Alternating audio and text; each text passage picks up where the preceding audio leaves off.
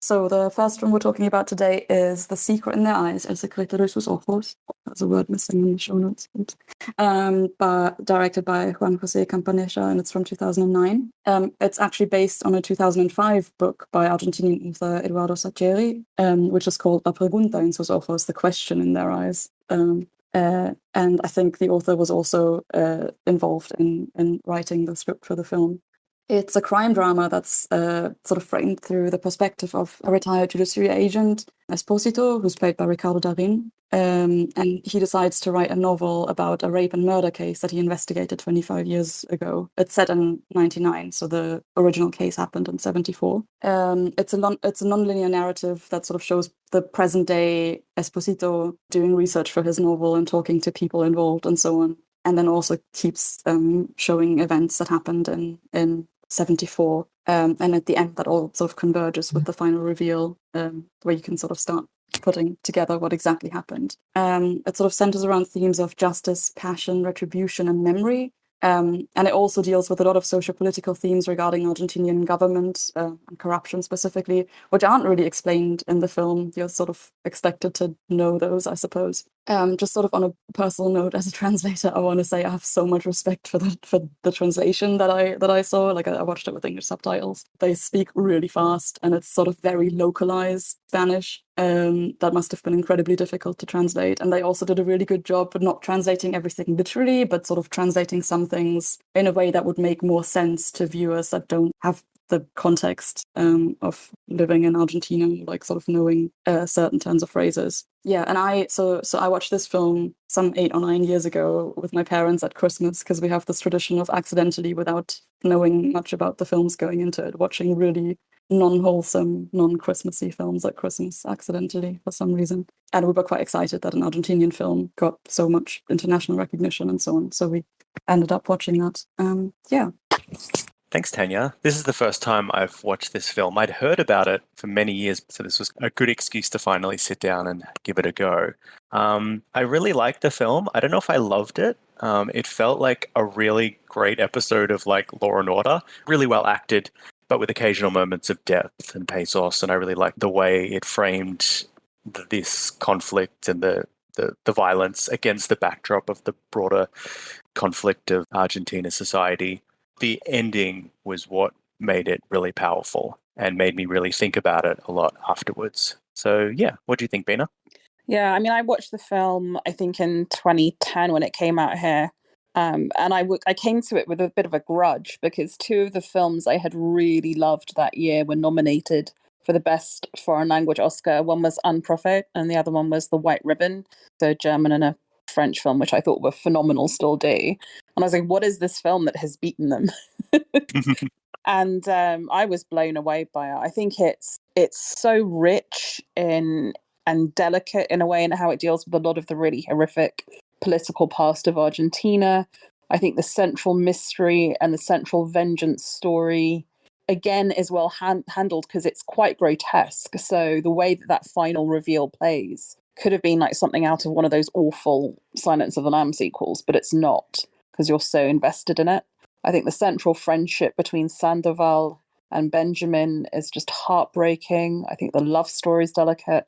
But most of all, I just think it's technically phenomenal. Some of the framing, I think, is really impressive, and obviously leans, I think, quite heavily on techniques that Martin Scorsese has popularized, like where you put someone in the frame, how you show them trapped by their environment. There's a tour de force scene by the cinematographer Felix Monti, where you hover in on a helicopter over the sports match, the football match at Racing, eventually get to the 2 protagonists who are looking for Gomez, and it's all handheld as they find him and do the chase. I mean, there are some really phenomenal ways in which it's put together. And even things I was noticing when I watched it for the first time in a long time last night, the color choices, like when you first see Irene Menendez Hastings, like she's all in red, even the photos are red, the curtains are red. And then you flash back to her as a young woman, and again, it's really thoughtfully put together in a way that I think really makes it one of my all-time favorite Argentinian films, albeit from a small sample. And again, I love it because it's a film that just made me Google and read lots of books about Argentinian political history, which I think is, for me, if you watch films from a country you're not familiar with, it's often a gateway into discovering and deepening your knowledge. And then I guess my final point would be Ricardo Daran, who is just one of the mainstays of Argentinian cinema, who plays Benjamin Esposito. He's a great actor, writer, and director, so you can watch films he's actually made as well. And I think it's a very powerful central performance. So yeah, I as you can tell, I really love this film. Yeah, there's a lot of great facial acting. And I guess that's part of the point of the film, that it is about what's hidden below the surface of people's expressions, these kind of longing glances between characters who are in love, or these loathing glances between characters who hate each other but can't actually act on that hate, like Benjamin and the police chief. And yeah, now that you mentioned that, there are some really amazing set pieces. I mean, the obvious one is the soccer scene where the camera's just zooming around this stadium as they're trying to find this one guy. It seems like an insane plan that they just go to a soccer stadium trying to find, for 100,000 people. I mean, they've been doing it for a while, though, in fairness. But you realise they've they've been doing it every day for the past week or so. But again, I think it speaks to that theme of obsession that a lot of characters show, like the fact that they're so desperate, they're literally just, going into vast crowds trying to find someone there. Like the character Morales going to the train station, trying to make sense of, something that just makes no sense. And yeah, it's an amazing scene. But there's more subtler scenes like the, well, maybe not subtle, but more low-key scenes like the scene in the elevator after they've realized that the man's been freed, and he walks into the elevator and they're all just staring in front of him, and he takes out a gun, cocks it. Like the absolute fear that very simple shot generates is unbelievable. And even, I mean, if you want to talk subtlety, when Esposito returns to Ricardo's house at the very end and sort of follows him to where Gomez is being held captive, the way in which the camera moves, it's almost reptile. It sort of slithers back and forth, and it's very well done. And then when Gomez actually opens his mouth in this very hoarse voice because he's had no one to talk to, right, and just begs him to at least get Ricardo to speak to him. I mean, I think that's just... I find I was really impressed by the cinematography and the direction and even the editing, right? To go from that helicopter shot in racing and then to pivot into a handheld and do that as if it's one shot was quite impressive. So now that you say it, there's almost like this searching quality to the camera. It is slippery, and I guess it does, again, link to that idea of looking and trying to find something or trying to make sense of something. But also I noticed that in the editing, especially in that final shot where he's driving away from the farm, and you just get this mishmash of different memories and different recalled words that people have said. And it's like a puzzle. It's like trying to put together the puzzle of your own mind. Like there's something here that he just can't quite grasp. Which I think is significant, right? Like he's directed it and shot it knowing how he is going to edit it. And I think you really see that holistic vision come through. I'd also like to give a shout out to the costume designer and the makeup department, because I think often when you see these films where people play into age ranges, you have very overdone prosthetics and very overdone stuff that can be very distracting. And I found, maybe for budget reasons or just subtlety reasons, and they just kept it quite subtle. Just a little change of hair, just a little aging on the skin. And I found that was far more effective than trying to do something more obvious. And actually, I did end up watching half an hour of the awful Hollywood remake of this. Oh, yeah, I wanted to ask you how that held up. And that is a masterclass in how not to do that. It was just so overdone and so distracting. So yeah, I think in every behind the scenes department, I would say, just the way in which they pick the sort of the 70s contents of a drab suburban kitchen. It's so enveloping, I feel. So yeah. I wanted to pick up on what you said earlier, Duncan, about the football scene where they try and find him in the stadium, and Bina pointed out they've been there several times and they've been just going to these matches and doing this sort of, almost ridiculously impossible thing over and over. And the film does very strongly sort of have these themes of routine in them.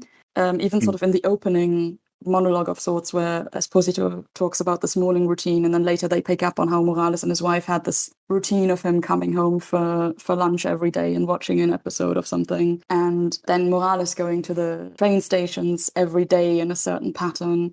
A lot of it is very much these sort of recurring routines and habits, and then that also mirrors in going to the football match. And I feel like that really mirrors some of the protests in Argentina by human rights groups. Because one sort of big thing that happened in that time, a lot of people just disappeared, and a lot of them, like, to this day, it's not clear what happened to them.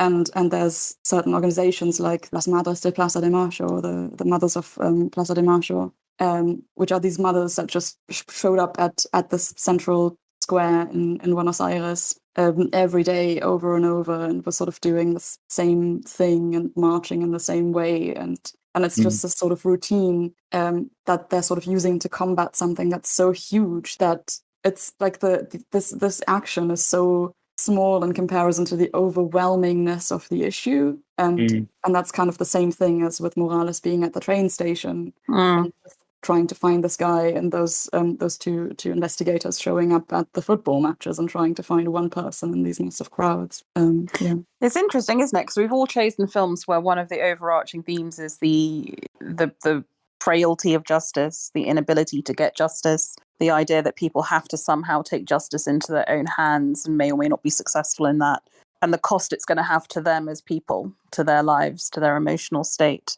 And some of that's done in sort of black comedy style in Wild Tales. Some of it's done in very tragic style here. It's, I think all three films really speak to that sort of breakdown of civil society and criminal justice systems. I think that's just something that's sort of very ingrained in Argentinian identity, both because of the history and also because of, I'm going to say present day, but I mean like 10 years ago. But I would be surprised if much of that had changed, actually. It's just sort of the sense that you can't get justice. Like, I was mugged when I was there, and I was just told by everyone, nothing's going to happen about it. Like, you can go to the police, but there's no point. And we had to go to the police to get a report for the insurance, but they were like, we're just not going to write down too much of the detail you told us, because then we'd have to investigate it.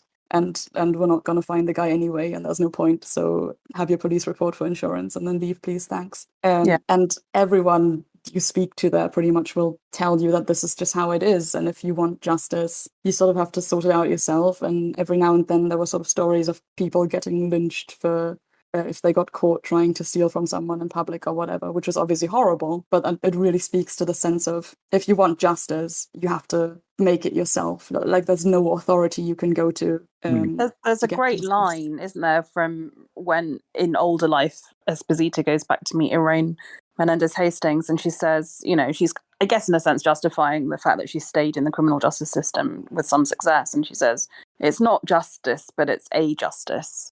She recognizes that it's only a version thereof.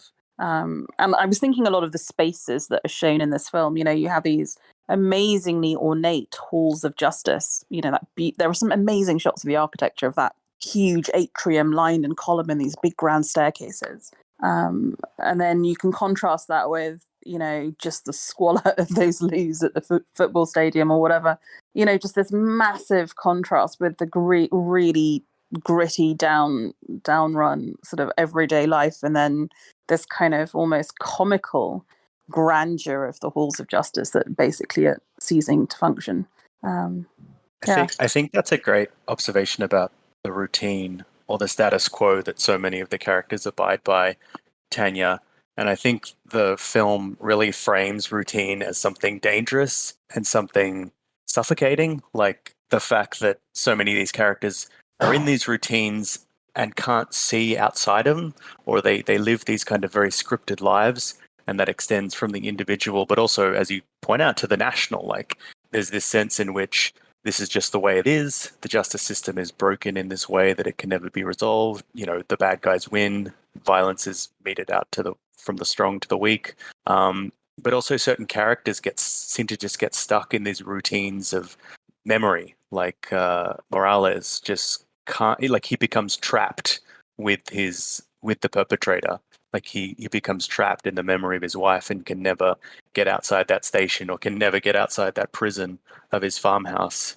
And again, Irene is the only character who goes against that. She, at some point with Benjamin in a different conversation, she says to him, I prefer to look forward.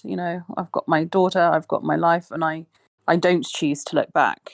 But And I Morales advise says something really parallel to that as well, right? Because he said something like, you can, like, why do you keep going back? Like when Esposito comes to his farmhouse, Morales says to him something like, you can keep looking back and you keep wondering what if and what happened and try and dredge it up, but that means you'll end up with 1,000 pasts and no future.